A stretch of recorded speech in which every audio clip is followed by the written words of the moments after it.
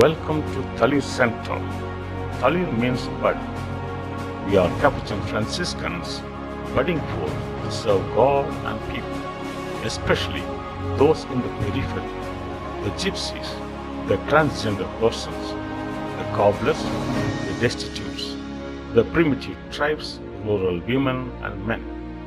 Talir is also a virtual institute for spirituality, integrity, and transformation.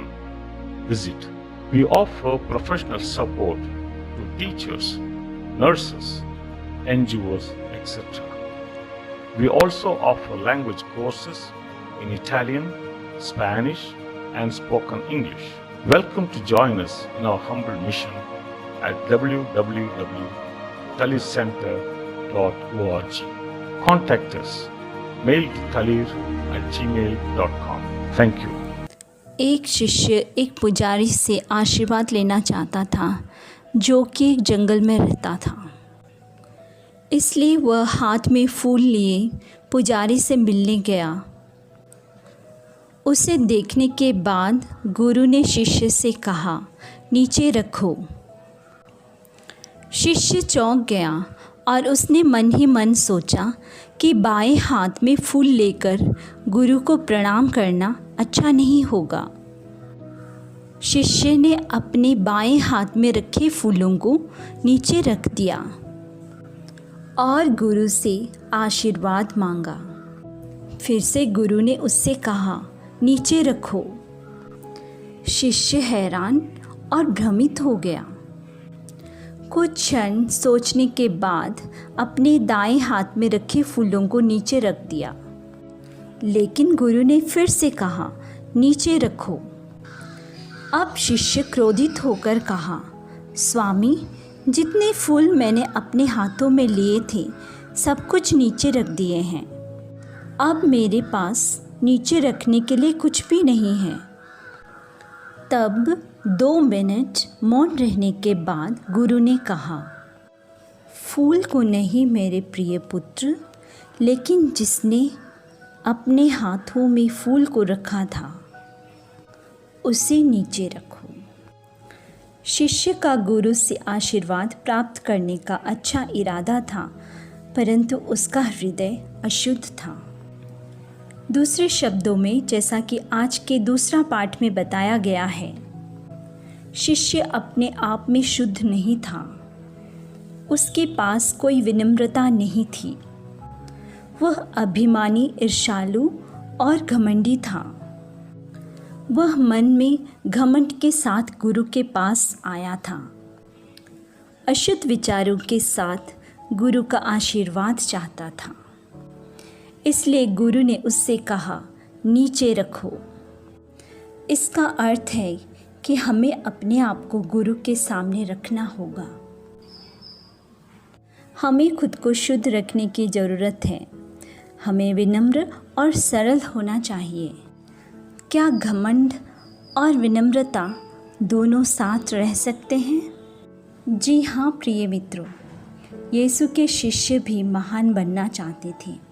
इसलिए वे आपस में चर्चा कर रहे थे कि सबसे बड़ा महान कौन है। परंतु यीशु ने उनसे कहा, यदि कोई प्रथम होना चाहता है उसे सबका सेवक बनना होगा। यीशु ने अपने शिष्यों को सिखाया कि जो सरल और विनम्र है और जो सेवक है उसे महान बनाया जाएगा। यीशु कहते हैं, सरलता में ही महानता है। एक शिष्य के जीवन में विनम्रता आवश्यक है। यीशु ने उन्हें नाम से बुलाया। इसका अर्थ है कि वे चाहते थे कि वे नेता बने। नेता या अगुआ वे सेवा भाव से बने। यीशु ने उन्हें उनके पैर धोकर एक नमूना दिया कि एक नेता को या अगुआ को कैसे होना चाहिए। यीशु के संगति में रहने के लिए हमें विनम्रता की आवश्यकता है। एक बार संत अगस्टिन से पूछा गया, प्रभु यीशु की सभी शिक्षाओं में सबसे बड़ा गुण कौन सा है?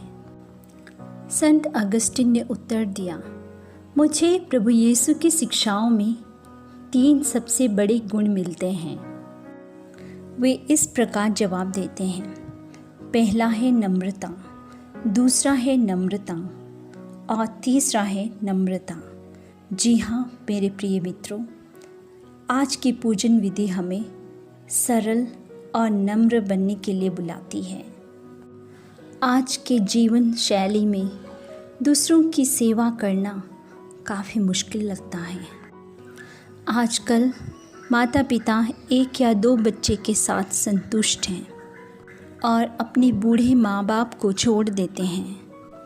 सब लोग जीवन में तरक्की करना चाहते हैं। हमारे समाज में महान होने का अर्थ है बहुत सारा दौलत, धन, पैसा और सम्मानित पद, और हम अपने अधीन काम कर रहे लोगों का सम्मान करने में विफल रहते हैं। इस प्रकार हम एक बॉसी संस्कृति विकसित कर रहे हैं। इस स्थिति में सरल विनम्र बनना हमारे लिए एक बड़ी चुनौती है। लेकिन बाइबल में कुछ महान व्यक्तियों का जिक्र किया गया है। हमें अपने बच्चों को उनसे सीखने के लिए प्रेरित करना चाहिए।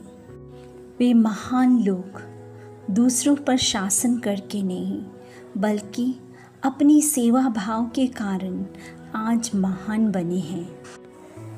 बाइबल के सभी नबियों में से केवल यूहन्ना बपतिस्ता को ही यीशु से मिलने और उन्हें बपतिस्मा देने का अवसर मिला था। इस महान व्यक्ति के जीवन शैली आज भी सभी को आकर्षित करती है। जैसा कि वे संत मार्कुस के सुसमाचार अध्याय 1 पद संख्या 7 में कहते हैं, मेरे बाद वह आ रहा है जो मुझसे अधिक शक्तिशाली है, मैं जिसके जूते का फीता खोलने का योग्य नहीं हूँ।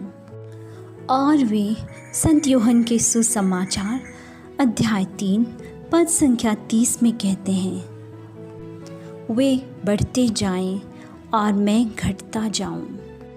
माँ मरियम में भी वही विनम्रता पाई गई है, जैसा कि वह संत लूकस के अध्याय 1 पद संख्या 38 में कहती हैं, देखो मैं प्रभु की दासी हूँ, उनकी इच्छा मुझ में पूरी हो।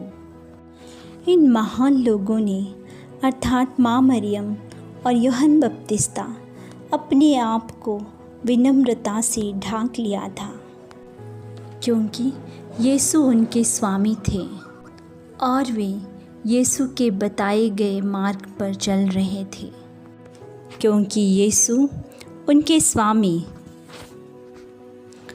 ईश्वर होने के बावजूद उन्होंने मनुष्य का रूप धारण किया था और अपने आप को इतना दीन बना दिया था कि वह अपने आप को एक सेवक बना दिया था। फिलिपियों के नाम संत पौलुस का पत्र अध्याय 2 पद संख्या 6 से 8 में लिखा गया है, जिसने परमेश्वर के स्वरूप होकर भी परमेश्वर के तुल्य होने को अपने वश में रखने की वस्तु ना समझा, वरन अपने आप को ऐसा शून्य कर दिया और दास का स्वरूप धारण किया और मनुष्य की समानता में हो गया और मनुष्य के रूप में प्रकट होकर अपने आप को दीन किया और यहाँ तक आज्ञाकारी रहा कि मृत्यु, हाँ क्रूस की मृत्यु भी सह लिया। संत यूहन्ना इसी बात को अपने सुसमाचार में दोहराते हैं, शब्द ने शरीर धारण किया और हमारे बीच रहा। यह प्रभु यीशु की विनम्रता को प्रदर्शित करता है। आज के सुसमाचार हमें यीशु के विनम्रता को अनुकरण करने के लिए आमंत्रित करती है। आधुनिक जीवन शैली हमारे सामने एक बहुत बड़ी चुनौती है। आइए हम प्रभु यीशु से प्रार्थना करें कि हम उनके नम्रता के गुण को अपना सकें।